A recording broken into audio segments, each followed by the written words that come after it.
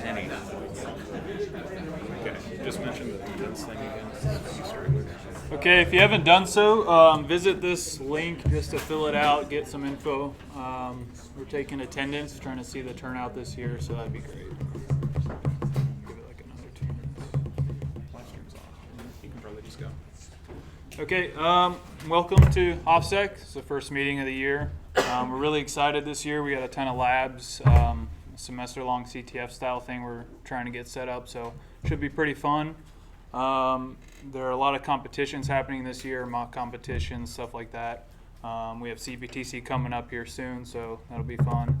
And then any feedback we really appreciate, so definitely let us know. Okay, the meeting times this year are at 5:30 compared to last year at 6. Every week here instead of every other week, which would be nice. And live streaming is a thing we want to do. So if that's okay with you, the back of your head will be in the live stream. So, Well, I don't know. We don't have a camera. whatever Real good. it is. We should be live right now, so I don't know. Is there anyone even in the chat or completely just dead? Hi, chat. Okay, if you're new to DSU or any of the clubs, we run a Slack channel. So if you haven't done so, you can sign up for that. Try to keep it clean. That's the only thing I'll say, I guess. We have a lot of alumni on there, and yeah. So if you haven't done so, just sign up for that real quick. And we can take. Has anybody? Yeah. Has anybody not gotten into Slack? No. Okay. Put your hand down back there. Okay. All right. So another thing that's really useful here is Onthehub. Hopefully some people have made accounts, but we're going to cover that today. A lot of our labs are going to be, we provide you with VMs, you run it locally. Maybe in the IA lab, but this way stuff doesn't like resize on you and it's super annoying. So if everyone can open up a browser and go to dsu.onthehub.com. If you've already signed up, I think you should be good. I don't know if it's still expiring every year or what, but oh, Yeah, that's it does. okay. So everyone go to that site, and then off on the right side there's a register button, and just put in your trojans.dsu.edu email address. I'm not sure if Tom still has to like okay every single request or if it's now automated. He used to get an email every single time someone registered. No idea if that's the case, but sign up there. We'll just give that a little bit so people can kind of get in. And then the thing that we care about for you guys to install, once you're all signed in, like right now you can say it says, hello Kyle. There's a VMware tab here. And there's all sorts of cool VMware things. If you want to run like vSphere, ESXi, you can actually get licenses for it. We want everyone here to install Fusion 11 if you have a Mac, or VMware Workstation 15 or 14. There have been issues with 15, so just keep that in mind. If 15 isn't working, try 14. See what goes on. So hopefully everyone gets all signed up for that. Install it. You don't have to install it right now. Just try and get registered, and then you can come back to it. Also, again, since this is being live streamed, you can look back at the VOD and be like, where the heck did he click? So, all right. Competition stuff. So, for all these events like mock competitions, CPTC, Cyber Conquest, all sorts of things, you guys must pay $10 to participate. This goes to Overall Computer Club. This helps get us to these events. So, I think if there are people who are interested in paying dues right now, with cash or Cash App potentially, that we can do that. Is there anyone who's interested in paying club dues or no? So there were quite a few earlier, so I think we got a lot taken care of. There were like 30 people. Okay, cool. So we have all sorts of competitions. One of them coming up the soonest, probably September 22nd. Not completely sure yet. It's kind of moving around because that's the same weekend as homecoming. This should be after all the homecoming festivities, so hopefully people are on campus. We have Cyber Conquest. So, a team of 6 people are going to be given 6 systems to defend, and you also get to attack every other team that's competing.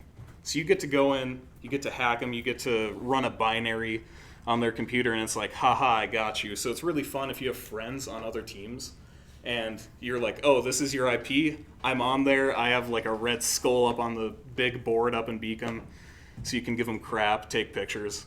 It's a good time. So, continue to open to all computer club members if you've paid dues. Again, 6-person teams. You can register as a team or just yourself. They're looking at having 2 different pools, beginner and intermediate. Intermediate for people who've like done the competitions before, and beginner for, hey, it's my first semester here, I'm learning a bunch of stuff, because it would be unfair to have people who are master's students going after people who are freshmen. So, yep, 2 different pools there. I guess Nick and Michael up here know more, but they're planning on pushing out stuff on Slack. Will it be in the DefSec channel?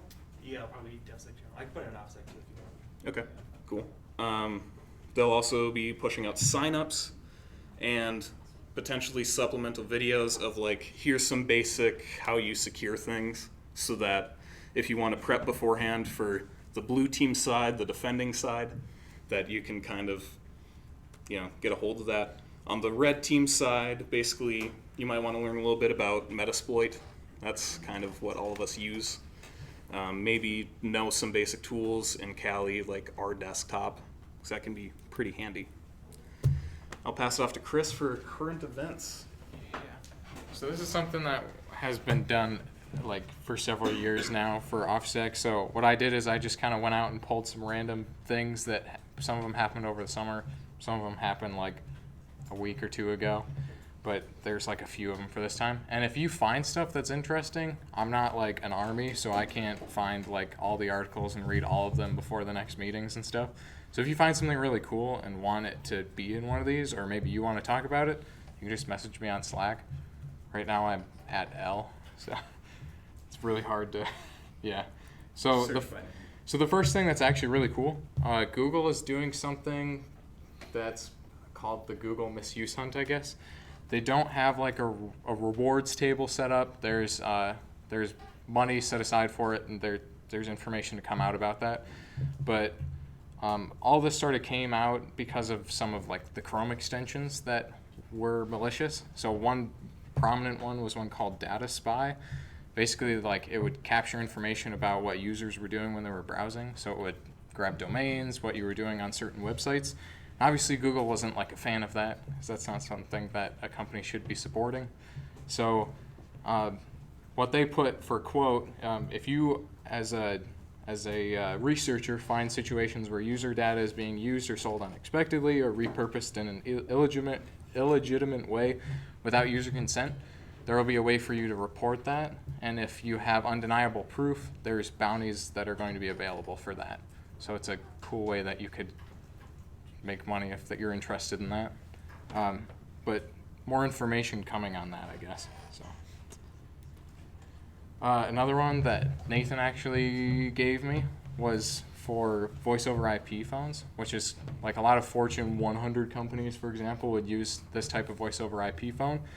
But there were some CVEs that were the one prominent one, not prominent, I guess, but it was released in 2009 that basically allowed remote code execution, and it hasn't been patched yet, like hasn't been taken care of. So if you're on the same network as the phone, basically you can send a form of malicious DHCP response to the server, and it allows you to listen to the call. You can do remote code execution, like all sorts of crazy stuff with that. But that's something to look into if that interests you. Yeah, go ahead. Avaya did push an update to the top one, and Oh, okay. but the bottom one is still live. Still wild. Yeah. And from what I understood from reading the article, they're kind of similar. But I don't know that they're... It's something to look into if you're interested. I think the biggest difference is the top one's a lot easier to do. Okay. I know it has a 10 out of 10 score, and the bottom one's like a 9.5 out of 10, or something like that. I think it's just the ease of execution Okay. But yeah, some cool stuff there. So maybe someday if you're a pen tester and Avaya is still behind on the times and you find some phones on the network, you'll be really happy. So there's some Project Zero stuff that I just put in like 10 minutes ago, so be nice to me. Basically, there were some 0 days that were found for iPhones. And I just threw on there. They found 7 for the web browser, 5 for the kernel, and 2 separate sandbox escapes. It's a crazy write-up. So if you basically just look for iPhone 0 days Project Zero on Google, it'll pop up with information about it that kind of goes more in depth. One of those more prominent ones was like the FaceTime bug. I don't know if people had heard about that, but there's some interesting stuff in there, and they explain kind of what was going on there. And there was some stuff that like fell outside of the 7-day release date that they, or 7-day like, what's it called? Responsible Disclosure? Yeah, there you go. That word. So fell outside of that. Yeah. I was gonna say, the interesting thing about these in particular was that Project Zero wasn't the one that found these. Yep. Those were found in the wild being actively exploited. In what we call a watering hole attack. So basically somebody set up a server that would hack an iPhone so that when anybody visited it, it would take over the iPhone. And this was attacking like probably very, very large populations for a long period of time. They estimated that it was like 1,000 people per day is what they were. So. Also interesting is that it probably wasn't targeting you. They state that it was a particular geographic region or an ethnic minority that was targeted, and there's some speculation that was China. You can read more into that, but these were found in the wild being actively exploited. Yeah. The next one that I thought was actually really cool, I didn't have time to make it through all of it, but it's called Down the Rabbit Hole. It's also another Project Zero write-up. This guy basically figured out, so CTF, he didn't know what it stood for either, but it's a thing on Windows. It's a protocol. And it's basically like inter-application communication. And using that, he was able to basically pop a calculator from inside of a calculator. And he could also get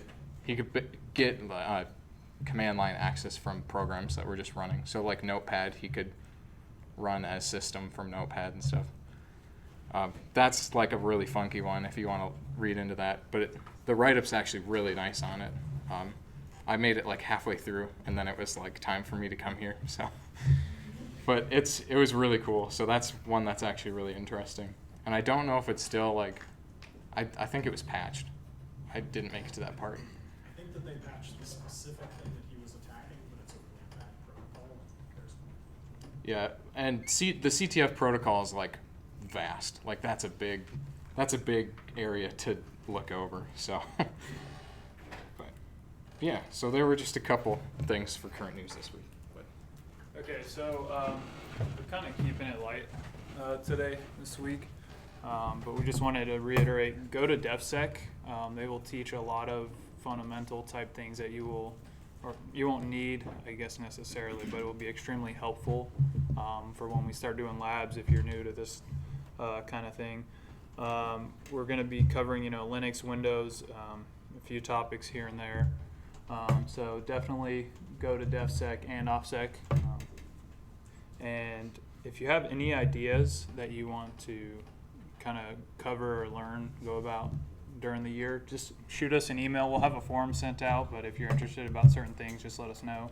Anything is cool. And if you participated or would like to talk about it, we just wanted to have like an open discussion, kind of the things that were come across this past weekend. There was a CTF that we went in. Andrew, what was it? What was our rank that we finished in?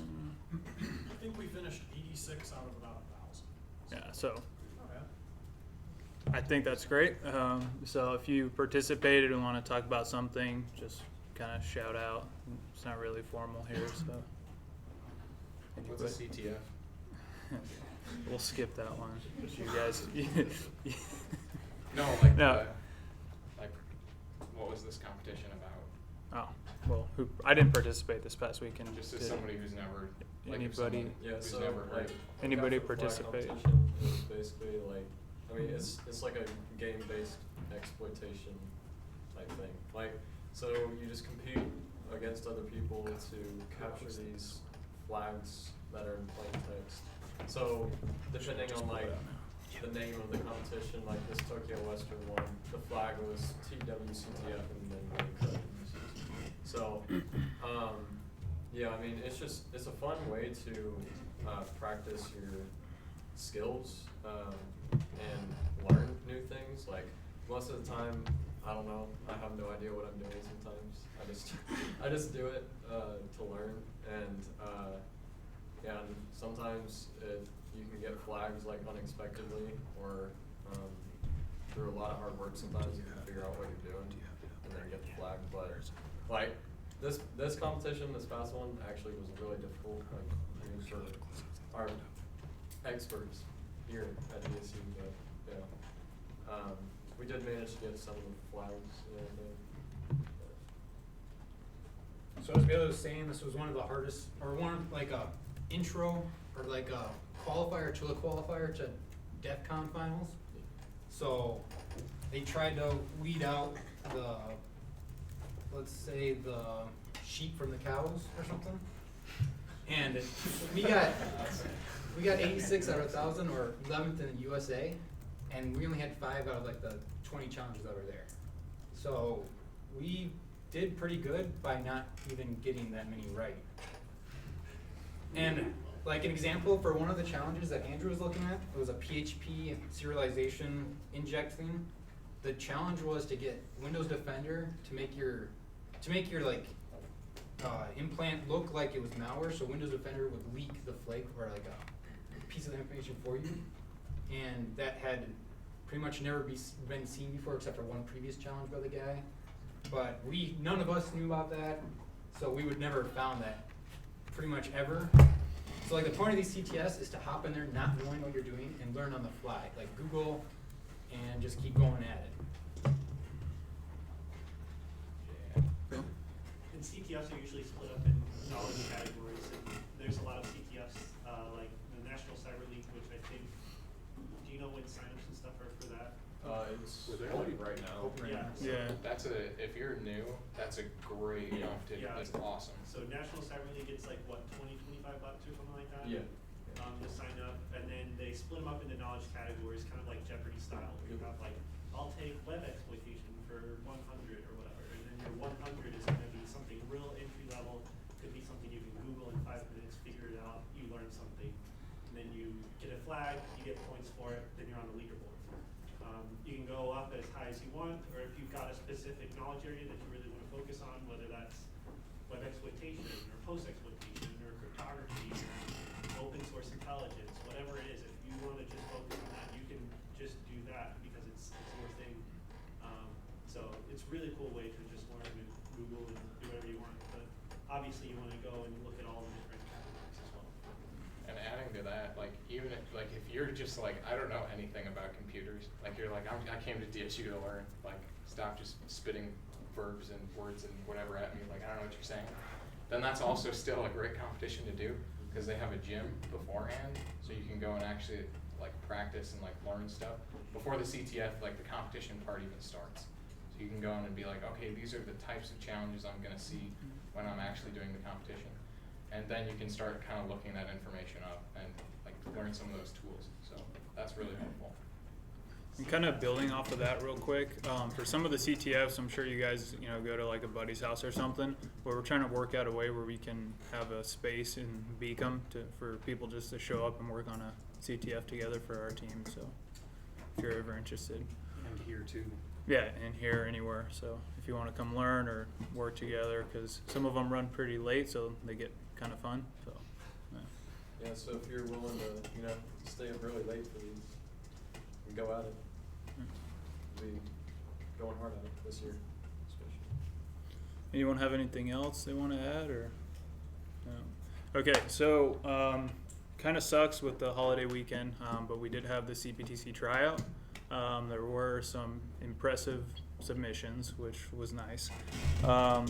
and we are kind of on a deadline, so we have actually come up with a team. So the 2019 CPTC team is as follows. So congrats to those people on it, and we'll email you shortly. Thanks for everyone for trying out. So.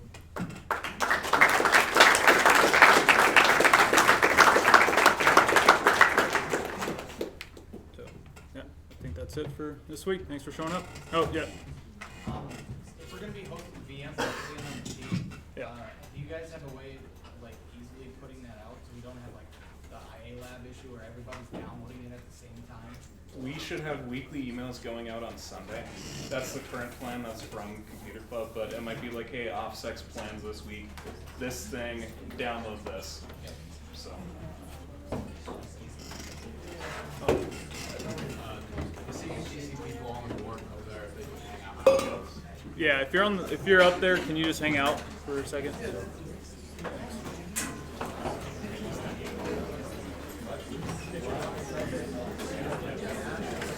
So we're now keeping